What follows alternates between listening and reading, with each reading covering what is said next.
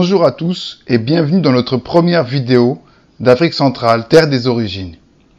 Dans cette vidéo, nous allons parler du rôle de 6 Africains, communément appelés Congo, avant et pendant la révolution haïtienne.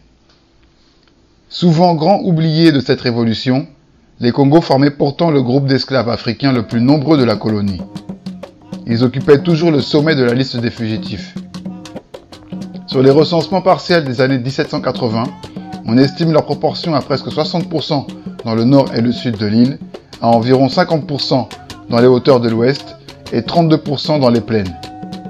Dans la décennie précédant la Révolution, 3 bossals sur 5 auraient été des Congos dans les provinces du nord et du sud, 1 sur 2 dans les montagnes de l'ouest. En observant attentivement ce tableau, on constate que sur les 911 145 Africains déportés en Haïti, 397 924 venaient d'Afrique centrale, contre 236 505 du Bénin et 64 279 du Sénégal. C'est après 1750 que les négriers français commencèrent à s'approvisionner à grande échelle au sud du Bénin. Les plus grands contingents de captifs arrivaient alors de l'Afrique équatoriale sous le nom de Congo. Ce terme regroupait les captifs traités sur les côtes du Congo et de l'Angola, une grande région qui couvre aujourd'hui en partie la République centrafricaine, le Gabon, les 2 Congos et l'Angola. Le terme désignait aussi par extension tous les captifs et esclaves nés en Afrique, appelés communément bossals. Ils se sont fait remarquer dans la première insurrection générale pour la liberté, de 1791 à 1793, comme dans la seconde insurrection pour l'indépendance, de 1802 à 1803. Ils fournirent au mouvement insurrectionnel ses forces combattantes décisives, dans le nord notamment, foyer de l'insurrection, où ils représentaient 60% des bossals. Ils furent les premiers à entrer massivement en insurrection, nommément pour l'indépendance, après la déportation de Toussaint Louverture en 1802. Sans plus tarder, commençons notre top 6.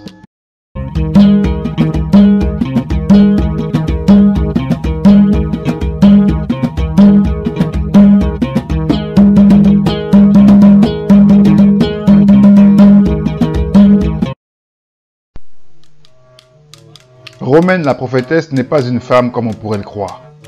C'est le surnom que s'était donné un résistant haïtien à l'esclavage, Romaine Rivière. Il était originaire de la partie espagnole de Saint-Domingue. Romaine la prophétesse réussit à soulever, de l'été 1791 au printemps 1792, une armée de 15 000 rebelles au sud de la colonie française, dans les régions de Jacmel et de Léogane, dans un port dont il prit le contrôle et qu'il réussit à bloquer. Se disant possédé par la Vierge Marie et en télépathie avec elle, Romaine la prophétesse suscita l'enthousiasme parmi les esclaves nés en Afrique, notamment parmi les Congos, où les Portugais avaient introduit au XVe siècle le christianisme. Le succès des sermons de Romaine la prophétesse était notamment dû au fait qu'il n'était pas sans rapport avec Béatrice Kimpa Vita, une mystique qui vécut au royaume du Congo au début du XVIIIe siècle, qui était restée très populaire parmi eux. En 1770, dans la paroisse de Marmelade au nord, un certain nombre de plantations de café venaient tout juste d'être créées, travaillant principalement avec des esclaves venus d'Afrique centrale. Le 23 novembre 1786, plusieurs animateurs de réunions nocturnes, enregistrés sous le nom de Jérôme Poto, Télémaque Kanga et Nègre Jean, ensemble avec d'autres participants, sont traduits en justice au Cap français.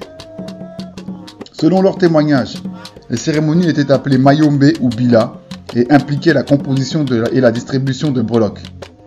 En outre, Jérôme a vendu à ses clients des petites pierres calcaires appelées Maman Bila, contenues dans un sac appelé Fonda, des graines rouges et noires qu'ils appelaient Poto et surtout des bâtons appelés Mayombo. Les bâtons avaient une cavité remplie de poudre blanche et de poivre et étaient supposés rendre les guerriers invulnérables au combat. Si les bâtons étaient garnis de clous, ils étaient vendus beaucoup plus cher.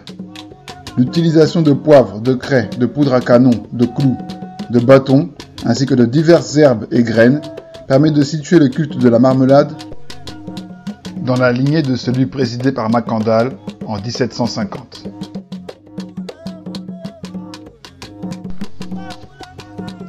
Jean-Baptiste Perrier était un ancien dirigeant d'esclaves qui a dirigé une révolte paysanne dans le sud de la Grand-Anse en Haïti entre 1807 et 1820.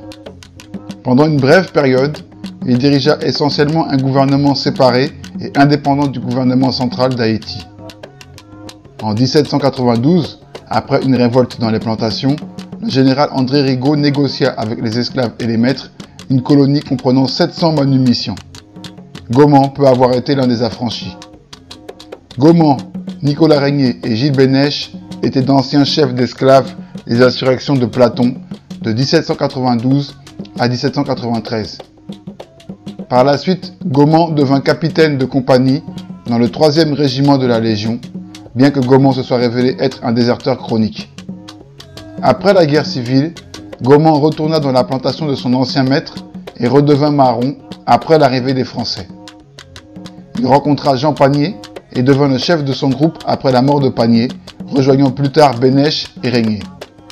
En 1803, Gaumont et Régnier avaient élaboré un plan d'attaque contre Tiburon, assisté par des ouvriers des plantations qui avaient déserté en grand nombre, rejoignant l'insurrection. Ils ont été aidés par des officiers mulâtres de l'armée française. De 1807 à 1819, Gaumont dirigea une république paysanne autonome située au sud-ouest d'Haïti. Il avait maintenu une tradition politique Congo avec son groupe de marrons jusqu'en 1820 dans le royaume des Platons. Gaumont a été poursuivi par James, Jérôme Maximilien, Borgella et Lys pendant 9 mois avant sa défaite ultime en 1820. Jean-Baptiste Sans Souci était un chef d'esclaves rebelle pendant la Révolution haïtienne. Il fut assassiné par son chef rebelle, Henri Christophe, en 1803, peu de temps avant qu'Haïti obtienne son indépendance. Sans Souci est l'un des chefs militaires les plus efficaces de la Révolution haïtienne, en particulier contre les forces françaises dirigées par Charles Leclerc en 1802 et 1803. Sans Souci ainsi que nombre de ses disciples sont nés en Afrique centrale occidentale. Il était un esclave bossal, qualifié de Congo. En plus des combats, les forces de Sans Souci se livraient au commerce et à d'autres activités commerciales, telles que la collecte de sel près de la ville de Limonade. Après la reddition de Toussaint Louverture et d'autres généraux de haut rang de Saint-Domingue, comme Henri Christophe et Dessalines à Leclerc, Sans Souci faisait partie de ceux qui continuaient à se battre contre les Français. Sans Souci est apparu comme l'un des chefs rebelles les plus qualifiés, utilisant avec succès des tactiques militaires de style guérilla qui étaient courantes dans les guerres de son pays. En septembre 1802, lors d'une attaque française contre Sans Souci, Leclerc perd 400 soldats français. D'autres troupes coloniales combattant pour les Français auraient déserté pour les rebelles pendant la bataille après avoir tué leur commandant.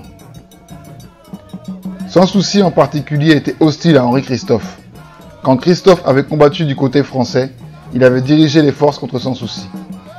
Maintenant, Sans Souci n'était pas heureux de recevoir les ordres de son ancien ennemi. D'autres chefs rebelles, dont Dessalines, ont cherché à résoudre le conflit, et Sans Souci semble avoir accepté d'accepter l'autorité de Christophe. Mais Christophe décide toujours de se débarrasser de son rival et invite Sans Souci à une réunion où il est assassiné sous ses ordres. Plus tard, en tant que roi du nord d'Haïti, Christophe construisit un luxueux palais appelé Sans Souci. Son nom a peut-être été choisi en partie pour tenter d'effacer la mémoire de son rival décédé. Makaya était un chef militaire révolutionnaire haïtien né en Afrique centrale, probablement au royaume Congo ou au royaume de Loango. Il a été l'un des premiers chefs rebelles noirs d'Haïti à s'allier aux commissaires républicains français Sontonax et Povrel, après le déclenchement de la rébellion d'esclaves de 1791 dans le nord. Makaya devint lieutenant d'un vieux commandant rebelle nommé Pierrot. Les forces de Pierrot et de Makaya ont envahi le Cap et défait les partisans de Calbo, reprenant la ville pour les républicains. Cet incident a marqué le début de la dépendance croissante des commissaires républicains à l'égard du soutien militaire d'anciens esclaves. Afin de recruter les principaux chefs rebelles dans la partie républicaine française, les commissaires ont envoyé Makaya en émissaire aux deux plus puissants commandants d'esclaves rebelles du Nord, Biassou et Jean-François. À l'époque, ces deux dirigeants étaient alliés à des royalistes français et à l'Espagne. Mais au lieu de convaincre ces deux dirigeants de rejoindre les Républicains, Makaya lui-même a fait défection du côté royaliste en déclarant « Je suis le sujet de 3 rois, du roi de Congo, maître de tous les Noirs, roi de France, qui représente mon père, roi d'Espagne, ma mère. Ces 3 rois sont les descendants de ceux qui, conduits par une étoile, ont été adorés l'homme-dieu. Si je passais au service de la République, je serais peut-être entraîné à faire la guerre contre mes frères, les sujets de ces 3 rois, à qui j'ai promis fidélité. » Par cette déclaration, Makaya peut avoir été élevé en tant que catholique ou exposé au catholicisme Congo. Après la montée au pouvoir de Toussaint Louverture, Makaya a eu une relation parfois tendue avec le chef militaire le plus puissant de la colonie. À un moment donné, Louverture avait fait emprisonner Makaya. Plus tard, cependant en 1802, Makaya combattit l'armée française de Leclerc pour le compte de Louverture. Après que la plupart des généraux noirs de Saint-Domingue se soient rendus aux Français ou aient commencé à collaborer activement avec eux, Makaya a continué à résister. Ses forces ont occupé la région de Limbe dans la province du nord de la colonie. Les forces rebelles de Makaya subirent de sérieuses pertes aux mains du futur empereur d'Haïti, Dessalines, au début d'août 1802, alors que ce dernier se battait encore pour le compte des Français.